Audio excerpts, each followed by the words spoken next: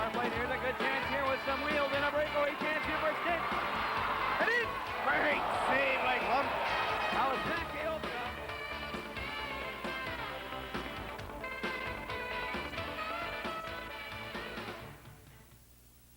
Hello, everyone, and welcome to Locker Room. I'm Steve Erickson. And I'm Ian Metcalf. Dennis Crawford, welcome to our program. Took a long time to get you here. A while. Yeah, you're a busy, busy man. Yeah, a little bit. Let's, we just saw Gaston Howard. How has he made the transition from kickboxing to boxing? Very easy, because kickboxing is martial arts kicks and westernized boxing combined. It's easy. Just don't use your feet. You got started at a young age. Yes. Age of 20. Mm-hmm. Talked earlier on. Involvement, parents were very influential. They helped Mom out. and Dad? Yes, they were very supportive of me, old Mom and Dad, and hopefully in the future they'll be supportive as well, since I'm still pursuing a career. I'm not done yet.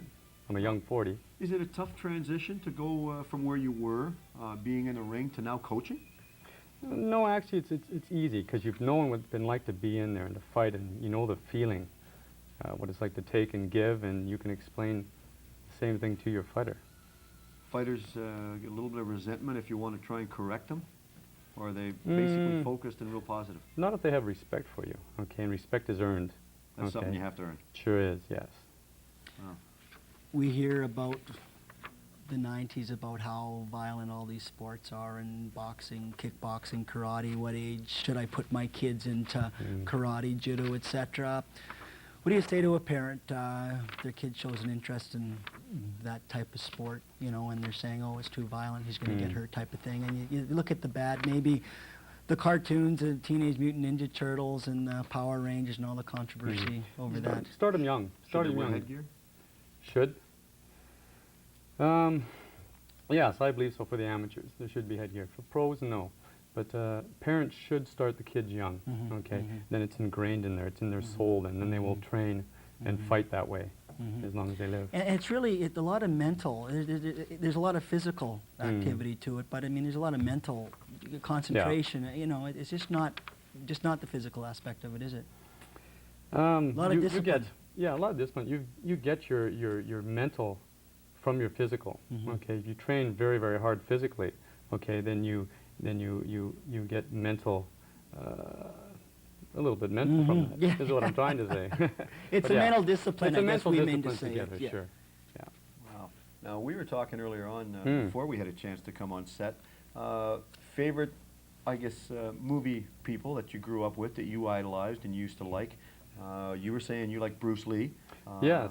And you were now advancing your career to go on and do a little bit of movie work.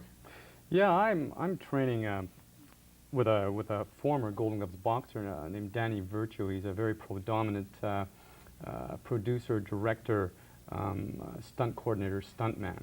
And I've been training with him a few times a week, and we kind of do a barter system. He teaches me stunts and to ride horses, and we train together to keep him in shape. We've got a caller for you. Corey, you're on the line. Go ahead, Corey. Yeah, I was wondering, in your career, or any of your boxers you coached, do they ever worry about showing concern about hurting the other guy too much? I mean, did you ever have that concern, that worry? I think a lot of the fighters do have a concern about hurting the other fighters, especially one of my fighters right now, Gaston Howard, is very concerned. He is an up-and-coming world champion, as far as I'm concerned. He has it spiritually and physically to make it. Okay. Thank you. Okay, thanks for calling. Now, we also would talk, getting back to Bruce Lee, because we were just talking, I was talking that one of the shows that I used to just really enjoy watching was David Carradine. And you were telling me a little bit of insight into David Carradine. Yes, that series was actually made for Bruce Lee, okay? But Bruce Lee was 1/3 German. They figured he was too much Chinese to pull up the part, right? So they looked for a Caucasian, which was David Carradine. Okay, so David Carradine got the part. See, you learn anything. Anything there you go. go. You know, just watch the locker room. A little bit of trivia. And, right. and now we've got 4 pizzas left, and how many tickets we have got left for the Glaciers depends on how many phone calls we get. That's right. We've got more callers, but you got involved at a young age. You advanced your career. Where do you see your career going from here? Well, I'd like to fight one more time. And then You I'll call it a day. Yeah, one more time. I fought in Australia a year ago and won a world title. I'd like to fight one more time. I was 39 at that time. One more time when I'm 40, and we'll call it a day. Why do you want to fight one more time? Because that'll give me 3 decades. I fought in the 20s, Yeah. 30s, and then it'll be 40s. He's trying to get Quite an that. accomplishment. I right? think so, Trying yeah. to overcome Gordie Howe's record with the Gordie, NHL, yeah. that's all. What's it like? You talk about fighting in other countries. What's it like? Is their fighting any different from what we see in Canada? It's interesting. They want to beat you big time, so they put you up against their best. Okay, so you make sure when you go you're in good shape, because if you're not, you're going to get beat. Okay, and if you have the intestinal fortitude to win, you're going to win anyways. They treat you real well? Oh, They you know look it. after Yep. you? Yeah, they basically, that's the one thing I found, is when you do travel to another country, they really take care of you because they respect that Canadian red and white flag. And it's nice being in the sport as long as I have been as well, because you start getting perks. It's like if you have a job, you work 20 years, you get 3 or 4 weeks holidays. If you train martial arts for 20 years, you get perks. They fly you all around the world for free, and it's a nice deal. You operate out of the World Kickboxing Academy, Yes. and I understand you've got a semi-formal self-defense program right now that you want to get more involved with it come September. Tell us about that. Yes, I've been teaching some self-defense for women, okay? I think it's very important for men and women, especially women.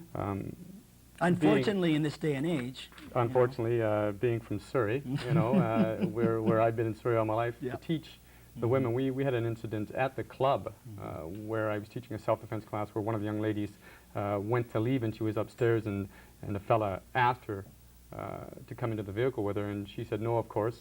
And she used some of the self-defense techniques on this fella, okay, which we taught in the class that day, okay. She kicked him and hooked him, and he went running the car. He probably went running crying, and she come down running crying, so we run up to see if there's anybody there. Of course, they were gone, right? And it worked out really well, so. We want to remind everyone this is a live phone and talk show. Give us a phone call. The number will come up on your screen. And speaking of telephone numbers, if they want to get involved and sign up, what's the phone number they call? You can call 930-9034.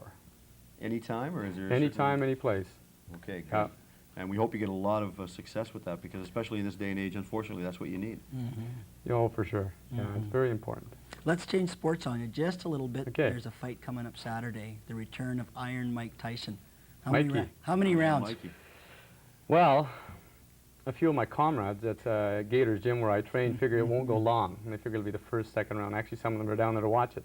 I figure middle rounds, okay, since Tyson is owned by Don King, and the other fella, which is named? McNeely. McNeely is owned by Don King as well. So obviously the idea of the sport is to make money, so they want to go as far as they can, of course, and they want to make a showing of Tyson's first time on.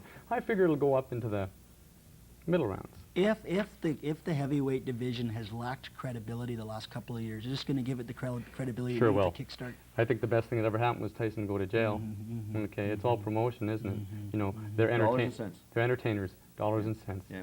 Got next caller on the line. Art, go ahead. Hello. How you doing, Art? Hi. Not bad. What's your question? Okay, who was the shortest heavyweight champion of all time?